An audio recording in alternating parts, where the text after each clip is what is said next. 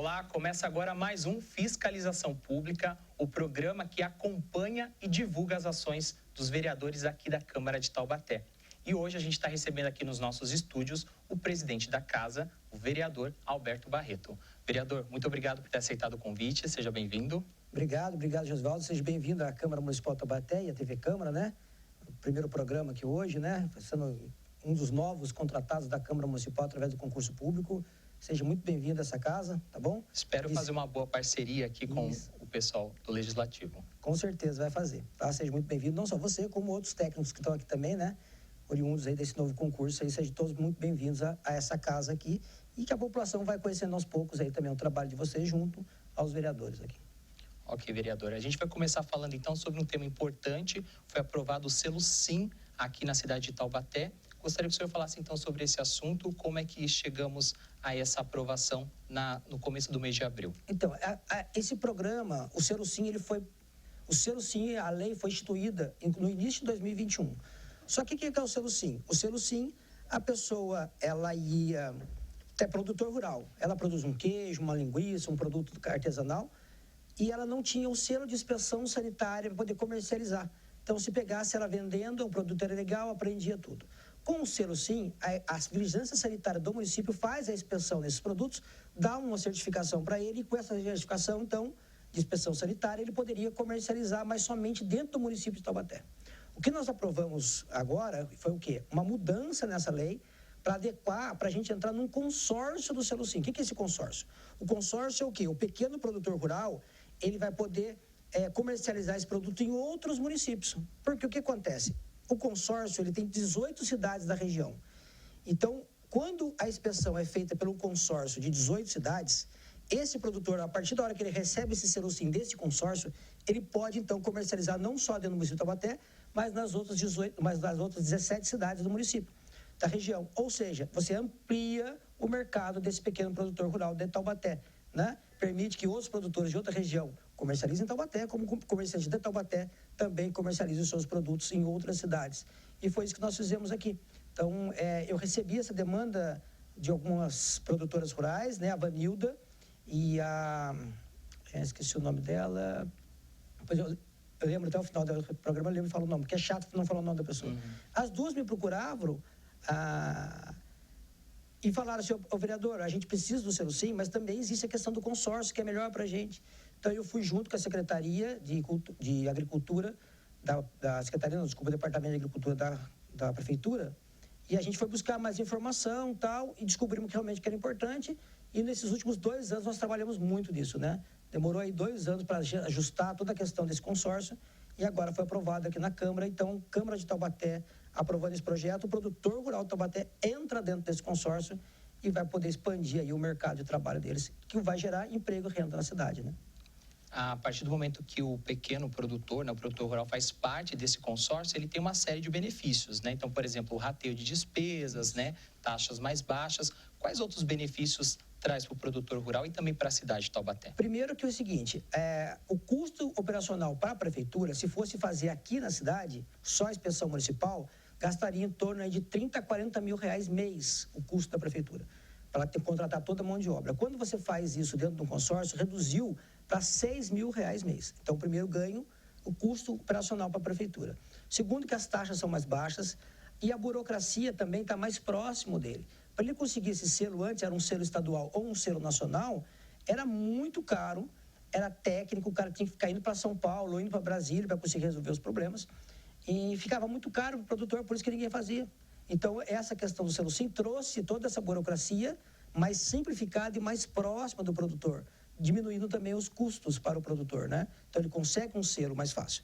E quando ele está dentro de um consórcio, já existe uma legislação nacional que diz que essa própria fiscalização, e se vê que aquele produtor está dentro dos padrões de exigências do Estado ou nacional, ele já consegue o selo mais fácil também estadual e nacional. Que aí esse pequeno produtor não passa a comercializar apenas só dentro dos 18 municípios, mas também ele passa a comercializar com o Estado de São Paulo inteiro ou comercializar com o Brasil inteiro, né? Diminuiu a burocracia, tornou mais barato para o pequeno produtor buscar os mesmos padrões e direitos de uma grande empresa aí do mercado. É uma ampliação não só local, mas também acaba sendo estadual e gerando visibilidade até nacional, até né? Nacional.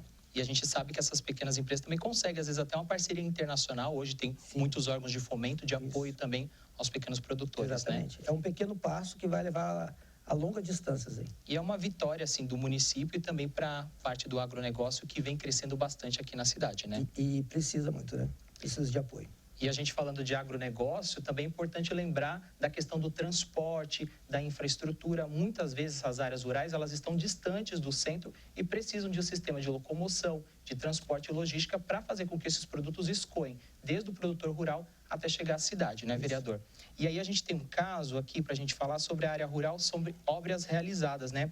Recentemente, o senhor esteve envolvido na reforma lá da ponte Ribeirão das Almas, que fica na estrada municipal Geraldo Cursino de Moura, no bairro Ribeirão das Almas. Isso. O que aconteceu lá, vereador? Então, assim, acho que tem algumas imagens aí, que se tiver... Temos imagens, sim, de como estava a ponte antes, né? Essa aí, na verdade, essa é a imagem da ponte. Ela fica dentro de uma área de propriedade rural, né? Dentro da propriedade dele, então era particular. Só que faz 12 anos que esse produtor está pedindo autorização para refazer a ponte dele, porque ele ficou isolado dentro da própria propriedade dele e não conseguia acessar. Né? Ele ficava impedido. Era uma ponte frágil, de madeira, né? A gente vê ali pelas imagens. Isso. E houve uma enchente no local que levou essa ponte. E levou a ponte. E aí esse proprietário está 12 anos tentando autorização para conseguir reconstruir a ponte dele. E nós conseguimos aí, né, com a nossa luta aí dentro do DAEE, junto também a Polícia Ambiental, conseguimos a autorização. Aí já é uma questão de recuperação de estradas, tá, do Barreiro, né, que a população aí acompanhou, né? Muitas dessas questões, pode passar as próximas imagens aí, ó, que a população está demandando muita manutenção na zona rural, né? Então nós fomos aí, junto com a Secretaria de Obras e a Frente Parlamentar das Obras Rurais, no qual eu sou vice-presidente, né? Essa aí também é uma obra lá na Ponte do Laranjal, né? Onde a chuva levou a ponte e foi trocada a ponte por aduelas, né? De concreto aí que ficou agora, resolveu o problema da população que estava isolada lá. No caso específico do Ribeirão das Almas, tem uma previsão de entrega dessa ponte? Então, essa ponte não, porque é o que acontece, né? Essa ponte, especificamente, ela fica dentro da propriedade dele, tá? Então, é uma ponte particular. Quem que vai reconstruir a ponte? O próprio proprietário da terra, né? Da área lá, tá? Só que ele, para conseguir a autorização para refazer a ponte, é uma burocracia enorme, né? Uns absurdos que a gente tem, ou seja... Dentro da própria propriedade dele, ele não tinha condições de acessar o outro lado do rio, que é a propriedade dele ainda, porque a ponte ia ser levada pela chuva e ele não conseguia autorização para fazer a reconstrução da ponte. E se ele fizesse a autorização, ele poderia ser multado. Por estar numa área de preservação ambiental, exatamente, né? Entendeu? E 12 anos para conseguir. Aí nós conseguimos aí trabalhar forte junto aos órgãos aí, conseguimos uma aprovação. E agora ele tem autorização. Então, agora ele já tem o material, ele mesmo vai reconstruir a ponte, né? E vai conseguir facilitar o acesso dele exatamente. Também, escoar melhor a produção dele. E ele também trabalha com turismo rural lá no local, né? Então, quer dizer, ele ficava impedido de levar pessoas que vinham fazer turismo na propriedade dele para o outro lado do rio, que ele tem várias áreas interessantes para turismo, ecoturismo, escalada, um monte de coisa, e ele estava impedido de usar a área dele, né? Existe algum programa, assim, municipal ou alguma ação de fiscalização de vocês para que outras propriedades também não passem por isso que eles estão passando? O que a gente precisa realmente é que essa população que se sente prejudicada nos procure, né? Procure um vereador na Câmara Municipal, traga a sua demanda, né? Para que a gente vá junto aos órgãos aí intervir e buscar a solução para eles, né? Para a gente descobrir quem está tendo esse problema é difícil, mas ele procurando a gente fica mais fácil. Hein? E o Legislativo está de portas abertas aqui para receber todo cidadão que precisa ser ouvido e ser atendido pelos vereadores. Exatamente, é só né? vir aqui, nós temos aí 19 gabinetes aí para atendê-los. Mais uma iniciativa do gabinete do vereador, né? Mais ações também que estão sendo feitas e que mostram a celeridade do trabalho dos vereadores e mostra também resultados práticos e positivos para toda a população. Agora a gente vai adentrar no universo da educação para falar do tema que às vezes pode ser mais polêmico ou nem tanto. Deixa eu só contextualizar para a gente entender aonde a gente vai chegar. O promotor Darlan Dalton Marques, né, do Ministério Público, aqui recebeu uma denúncia anônima recentemente e após essa recomendação do Ministério Público, a Secretaria de Educação de Taubaté expediu uma circular que orientou os professores da rede municipal a não utilizarem expressões de cunho religioso nas atividades escolares. Vereador, o que aconteceu nesse caso? Então, e aí, quando saiu isso, se não me engano, foi no dia 15 de fevereiro, que eu até falei isso na tribuna, sobre essa circular, E depois de quase mais 15, 20 dias aí foi ter repercussão nacional, né? Chegando a deputados em Brasília, senadores, citando o fato aqui da cidade de Taubaté, que estava se proibindo a manifestação religiosa dentro das escolas. É o que nós aqui, como vereadores, fizemos, automaticamente, depois que eu fiz essa reclamação de requerimento, com a resposta da secretaria, que era uma ação do Ministério Público, nós fizemos uma indicação ao prefeito, que é uma ferramenta que os vereadores têm, de uma recomendação, tá? Que a Secretaria de Educação retirasse essa recomendação que proíbe a manifestação religiosa nas escolas, para uma outra recomendação dizendo que não era permitido, né, obrigar ninguém a participar de uma manifestação religiosa, porque proibir a manifestação religiosa ela afronta a própria Constituição, que dá a liberdade das pessoas ter a sua liberdade religiosa, e também que não poderia, né, os professores, os diretores, permitir qualquer constrangimento a quem não queira participar. Então, vai ter uma manifestação religiosa, quem quiser participar, participa. Quem não quer participar, pode ir para dentro da sala de aula, não tem problema nenhum. Agora, a quem não quis participar, não pode ser constrangido também. Então, foi essa recomendação que os vereadores fizeram aqui na casa.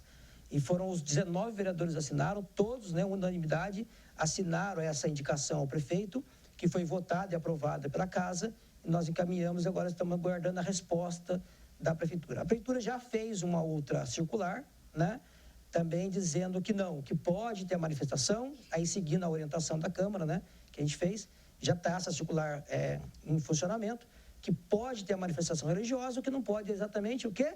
Constranger ninguém que não queira participar. Então, a princípio, seria facultativo, né? Facultativo. O aluno que quiser participar. Sempre foi, né?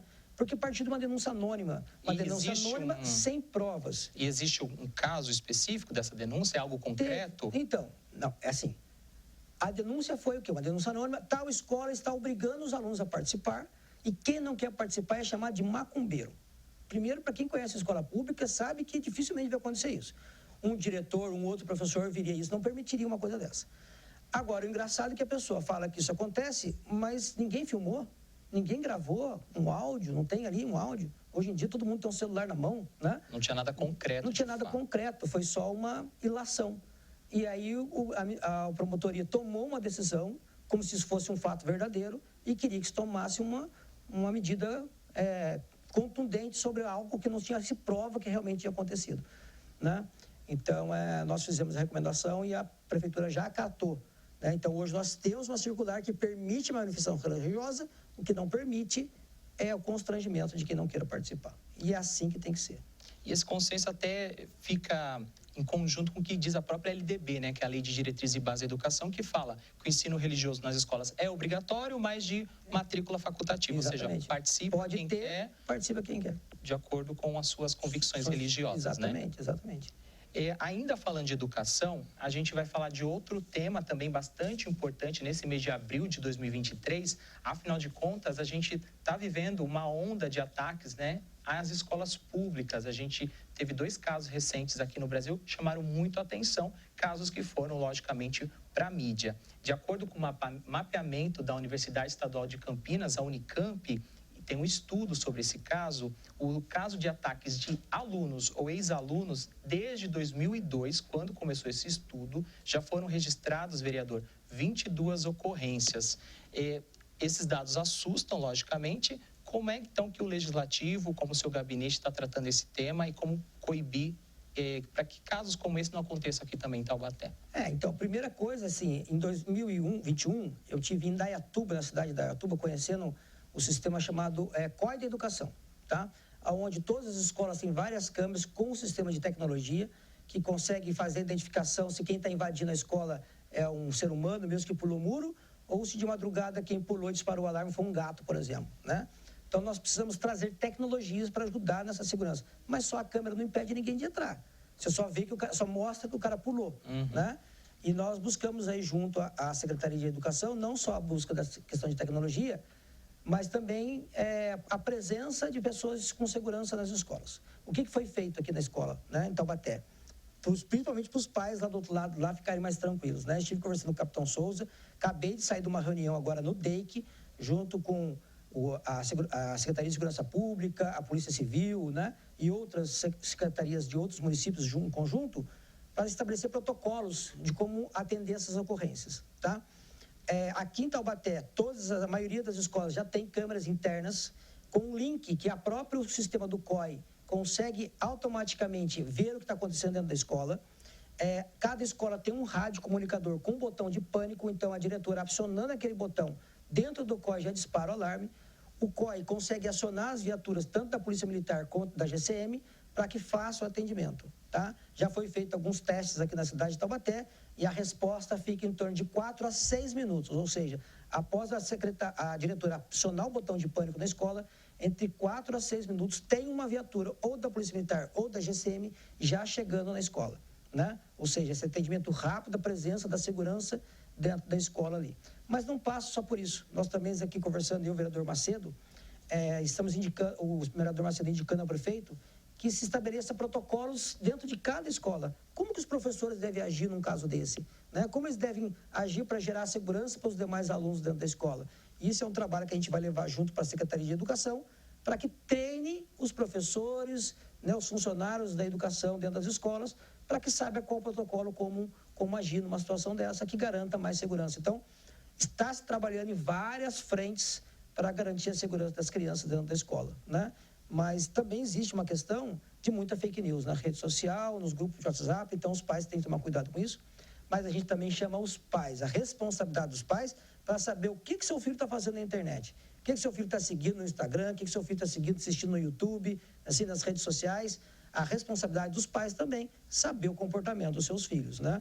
A segurança pública não parte só da Secretaria de Segurança Pública, mas da sociedade como um todo. A própria lei... Passa pelo Legislativo, passa pelo Executivo, pela Polícia, mas passa principalmente de dentro de casa. A própria Constituição fala, né? A educação é dever dos pais e da escola. Então, é um conjunto de ações que devem ser feitas. São os pais e o Estado, né? Os dois juntos ali.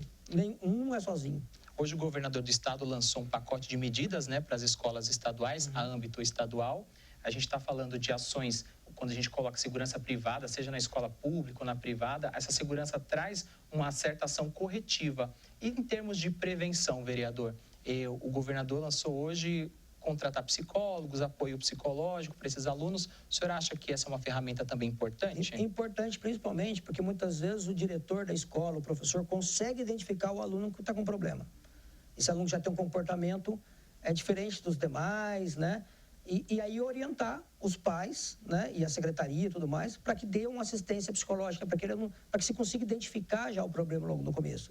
Estive conversando com o delegado doutor André hoje, lá no DEIC, e ele falou que teve um caso assim, que identificou de um aluno e rapidamente esse aluno está sendo acompanhado e já está tendo melhoras, né, no comportamento desse aluno, porque foi identificado ali já um aluno que estava com um pouco de desvio em relação a isso aí. A gente sabe que o professor, a escola passa mais tempo, às vezes, com o aluno que a própria família, exatamente, né? Mas é importante olhar desses dois entes importantes, a família e a escola, né? A família talvez seja mais fácil até de pontuar, porque são menos crianças, né? Um número menor. O professor, na sala de aula, o coordenador, tem um número muito grande de pessoas para olhar. Então, você acha que a dica... Às vezes é um professor para 30 alunos, né? Em casa é um pai para um filho, né? Ou no máximo 3, né? Então, a dica sempre é observar o comportamento do seu filho, da sua filha, né? Se perceber qualquer mudança, alteração, pode ser uma forma de chamar atenção, ou talvez um alerta aí de que algo não esteja tão correto, né, vereador? Existe um outro modelo de escolas também que a gente tem aqui na região, o Brasil também está implementando, que são as escolas cívico-militares, e teve uma viagem, o senhor foi visitar lá em Campinas. Conta um pouquinho para a gente como é que foi essa visita, o que o senhor viu lá? Então, eu fui, aqui em Taubaté nós temos, né, uma escola cívico-militar, né, e Campinas tem o desejo de implementar. Então, aqui é a Lafayette Rodrigues Pereira, né? Isso. E aí o que acontece? Tem um vereador, né, o vereador Nelson, lá de Campinas, me convidou porque ele tem a frente parlamentar da Escola Cívico-Militar. Lá não existe nenhuma, lá não existe nenhuma. E ele tem o desejo de implementar, a população de lá tem o desejo de ter. Então eu fui chamado até Campinas para explicar o modelo aqui de Taubaté, quais são os números da cidade, né? Até falei sobre isso na tribuna. Por exemplo, aqui em Taubaté nós tínhamos em torno, nessa escola, que fica no São Gonçalo, tinha em torno de 30 casos de bullying por ano, em 2019, antes da implementação da Escola Cívico-Militar. Agora, nós reduzimos, se não me engano, desses 30 casos de bullying para 2 casos de bullying na escola. Nós tivemos lá agressão a professores, por exemplo, funcionários da casa.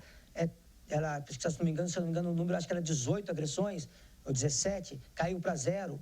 Ou seja, exatamente aquilo que a gente está vendo acontecendo dentro das outras escolas, que é o aluno agredindo outro aluno, o aluno agredindo o professor, funcionário da escola, assim, e geralmente é causado por causa do bullying. É o bullying que gera essa raiva nesse aluno, que gera ele querer revidar de forma agressiva contra o professor, contra os alunos. Dentro do modelo escola cívico-militar, isso caiu drasticamente.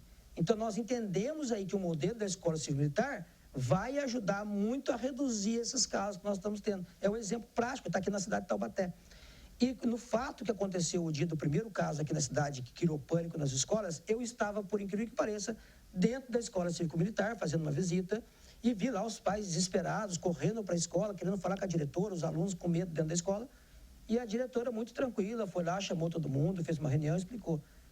E, por incrível que pareça, se um aluno quisesse fazer um atentado dentro de uma escola, não seria lá. Nós temos 8 militares dentro da escola, trabalhando como monitor. Assim, ou seja, a escola mais segura de Taubaté hoje é a escola cívico-militar. Temos 8 militares, com mais de 30 anos de experiência, né, como militar, trabalhando dentro da escola, que vão garantir a segurança das crianças, né? Então, seria o último lugar, talvez, que alguém tentasse fazer um atentado, seria na escola cívico-militar. É um modelo que nós queremos e desejamos ampliar na cidade de Taubaté. Nos últimos 4 anos, o governo federal investiu em 216 escolas cívico-militares em todo o país, uma média de 54 escolas por ano. Vereador, você acredita que, mesmo mudando a gestão federal, esse projeto continua a âmbito nacional e também aqui na região? Então, aqui existe um convênio, né? Então, até 2024 a 2025, não sei, o convênio está firmado, ou seja, ele não pode acabar com o convênio, né, que foi firmado, mas eles não têm garantia que ele vai continuar e nem que vai haver investimentos. Esse é o problema maior. E por isso que eu já estive conversando com o prefeito, com a secretária de Educação, estou buscando aí um projeto junto à prefeitura, que logo eu vou falar aqui, porque nós vamos garantir a manutenção dessa escola, mesmo que o governo federal não queira, e que nós possamos ampliar mais escolas cívico-militar em Taubaté. Mas, por enquanto, aí fica só isso aí. Mais para frente, quando tiver mais novidades, eu venho falar sobre isso aqui. Ok, vereador. Seus números são positivos, né? Por que não investir neste modelo e aí ampliar essas ações de educação em todo o país e também aqui na região? A educação é importante porque ela vai dar subsídios fundamentais para que esse jovem, né, esse adolescente consiga se inserir na sociedade, não só como cidadão, mas também no mercado de trabalho. Por falar em mercado de trabalho, vereador, existe a Frente Parlamentar de Geração de Emprego. A gente teve representantes da Secretaria de Desenvolvimento, Inovação e Turismo, da Prefeitura, que vieram até aqui à Câmara no mês de março, foi o mês passado, para conversar com essa comissão de vereadores, que o senhor faz parte. Como é que foi essa reunião? O que vocês tiveram de resultados até agora? Nós tivemos a Secretaria e também a empresa Alstom, né, que veio falar dos investimentos que ela está tendo na cidade de Taubaté.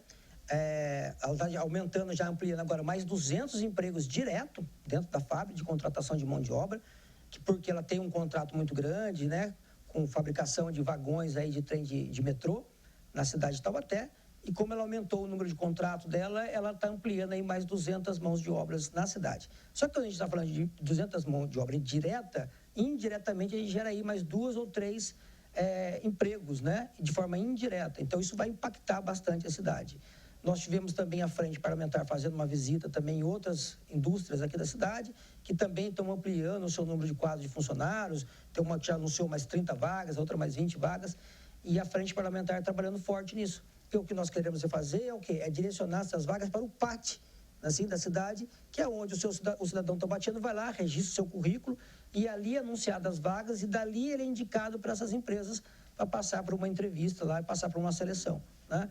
Então, nós estamos trabalhando nesse sentido, de saber quais são as empresas e quais são as dificuldades que essas empresas têm para gerar emprego na cidade, né? Nós temos aqui alguns projetos de lei de cessão de área para algumas empresas que querem investir na cidade, no total aí, se eu não me engano, quase 100 milhões de reais, né, para geração em torno aí de quase 500 empregos. Nós estamos trabalhando aqui na Câmara para trabalhar e acelerar, destravar esses projetos de cessão de área para gerar emprego na cidade de Taubaté. São várias frentes que a Frente Parlamentar, né, está trabalhando aí, no qual o presidente dessa frente é o vereador Douglas Carboni, né? Nós temos o vereador Macedo, o Paulo Miranda, o professor Edson, né? E outros vereadores que fazem parte dessa frente parlamentar. Não são medidas isoladas, né, vereador? É importante também pensar na qualificação dessa mão de obra, né? Para a população aqui do município também agregar até essas vagas garantidas, porque às vezes a empresa também vem, se não tem mão de obra qualificada, acaba pegando de outras cidades, da região. Não que isso seja ruim, porque vai aumentar a empregabilidade, mas o próprio município, o munícipe, né, ele acaba não sendo contemplado. E outra coisa que a gente estava conversando com a Secretaria de Inovação é o quê? Que nós precisamos pegar quais são as demandas, nós perguntamos isso para eles. Qual é a demanda de profissional que vocês têm? Assim, para que a gente possa pegar as escolas do trabalho que tem em Taubaté, né?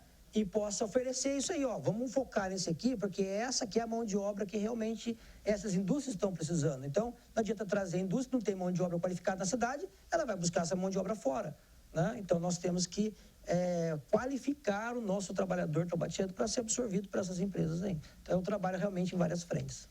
São ações como essa que vão fazendo a diferença aqui para o cidadão, e a gente acompanha aqui no nosso programa Fiscalização Pública todo mês. A gente tem um convidado aqui, sempre o vereador, vem conversar com a gente. Eu quero agradecer mais uma vez pelo convite. Vereador, muito obrigado aqui por estar estreando essa nova fase aqui de Fiscalização Pública. Parabéns pelo seu trabalho. Espero encontrá-lo numa próxima oportunidade, viu? Sempre estaremos aqui. Todo mês a gente está aqui fazendo nosso papel aqui de participar da fiscalização e levar para a população que está sendo feita aqui, né?